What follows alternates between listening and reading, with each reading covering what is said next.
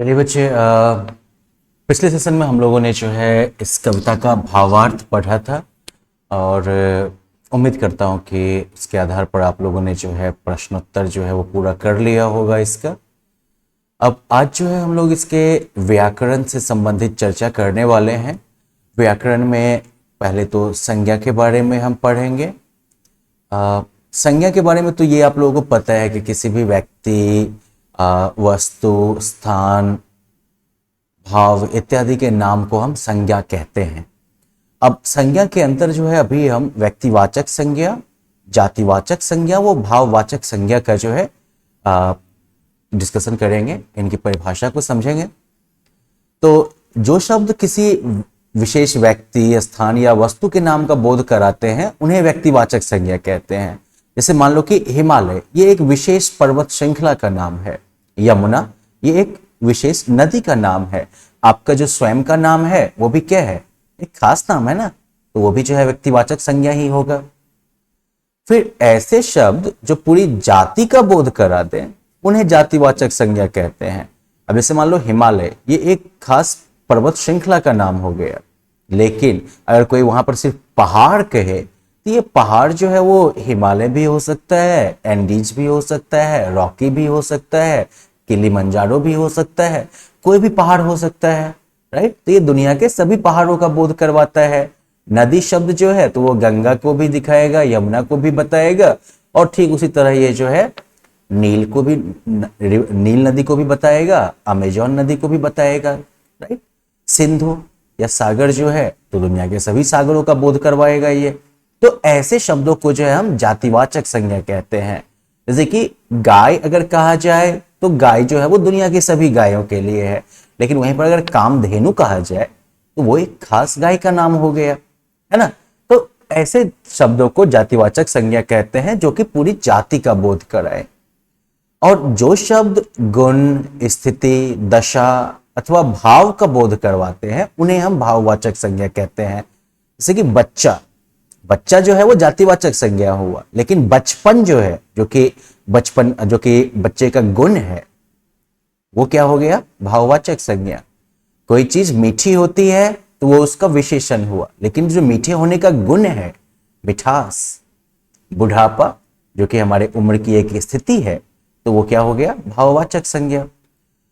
तो अब आपको जो है कविता से 5 व्यक्तिवाचक संज्ञा शब्द और 5 जातिवाचक संज्ञा शब्द जो है वो बताना है। तो जैसे कि हिमालय, है ना, तो हिमालय क्या होगा, कविता में यूज हुआ है ना हिमालय का, तो ये आपका व्यक्तिवाचक संज्ञा हो गया। या फिर गौतम का नाम जो है लिया गया है, तो गौतम क्या हो गया, व्यक्तिवाचक संज्ञा हो गया। इसी तरह से 3 और नाम चुन के आप दीजिएगा। दूसरी तरफ जातिवाचक संज्ञा से कविता में जो है नदियों की चर्चा की गई है, राइट। या फिर कविता में जो है चिड़िया शब्द का प्रयोग किया गया है। तो ऐसे ही 3 और शब्द आप चुन लीजिएगा अब, जिनसे कि पूरी जाति का बोध होता है। अब अगला क्या है कि आपको जो है शब्दों के तद्भव रूप को बताना है। तो ये तद्भव रूप क्या होते हैं,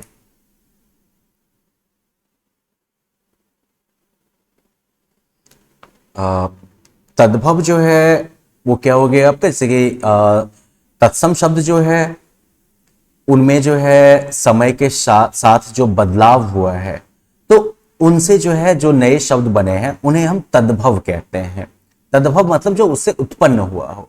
अब जैसे हिंदी भाषा में बहुत सारे शब्द हैं जो कि संस्कृत वगैरह सबसे आए हैं, तत्सम जिसे कहते हैं, जो कि पुराना रूप हो गया, और उससे जो है फिर नए रूप का उदय हुआ है, जिसे कि जो कि अभी के समय में यूज होता है, प्रयोग में आता है।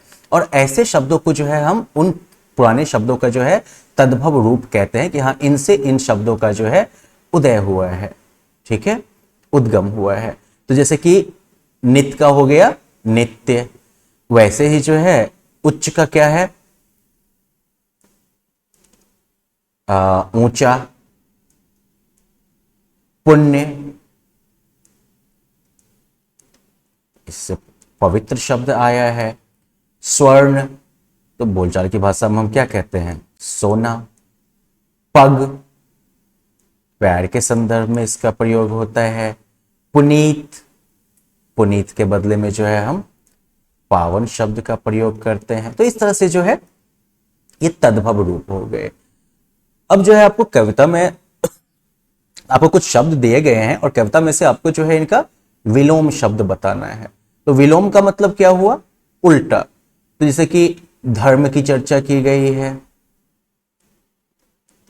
तो धर्म जो है वो अधर्म का जो है विलोम हो गया। उसी तरीके से अपयश, तो अपयश का उल्टा क्या होगा? सुयश।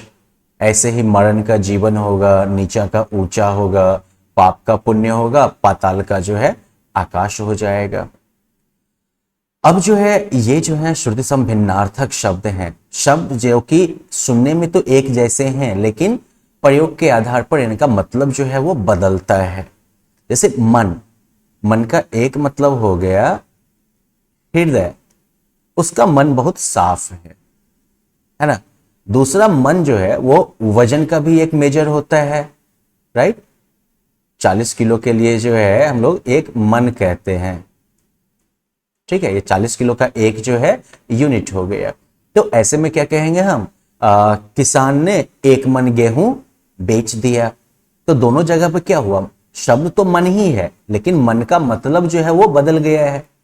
ठीक वैसे ही जग का मतलब संसार होता है और जग जो है वो पानी भरने के काम भी आता है ना। वैसे ही जो है दिया, जो कि हम जलाते हैं रोशनी के लिए, और दिया जैसे राम ने मुझे 200 रुपया दिया। कर जो है, कर का मतलब होता है करना, नहीं जैसे कि तुम जो है मुस्कुराते हुए तुम जो है हंसकर अपना काम किया करो, या तुम जो है ध्यान से अपना काम ध्यान से जो है अपना काम कर। दूसरा जो कर का मतलब होता है वो होता है टैक्स, जैसे कि सरकार ने जनता का कर माफ कर दिया है, राइट। तो इस तरह ऐसे शब्द जिनका एक से अधिक अर्थ है वो अनेकार्थी शब्द भी कहलाते हैं। अब जो है आपको क्या करना है? 5वें में आपको जो है शब्दों का वचन बदलना है। देखिए हिंदी में जो है 2 वचन होते हैं, जैसे इंग्लिश में सिंगुलर प्लूरल होता है वैसे ही हिंदी में होता है एक वचन और बहुवचन।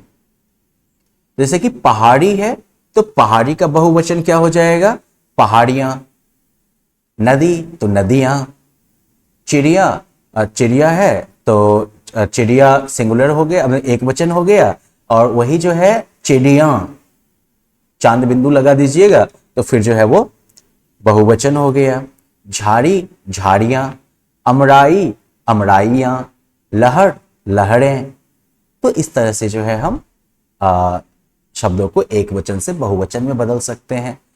6ठे में आपको जो है पर्यायवाची शब्द लिखना है, यानी कि ऐसे शब्द जो शब्द दिए गए हैं वैसा ही मतलब वाला, वैसा ही अर्थ वाला जो है शब्द आपको दूसरा देना है। जैसे कि आकाश तो नभ हो जाएगा, सिंधु तो सिंधु का हो जाएगा समुद्र, गंगा तो गंगा का है सुरसरी या फिर भागीरथी, जग तो संसार, नदी सरिता, कोयल का है पिक। समझ गए? 7वें प्रश्न में आपको जो है सही उत्तर चुनना है, जैसे कि इनमें से कौन सा शब्द जातिवाचक संज्ञा नहीं है। तो गंगा क्योंकि ये खास नदी का नाम है। हरा शब्द की भाववाचक संज्ञा क्या है? तो हरा का होगा हरियाली। ऊंचा शब्द की भाववाचक संज्ञा क्या है? बिल्कुल सही गेस किया आपने, ऊंचाई।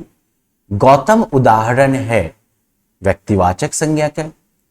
त्रिवेणी का अर्थ है 3 नदियों का संगम।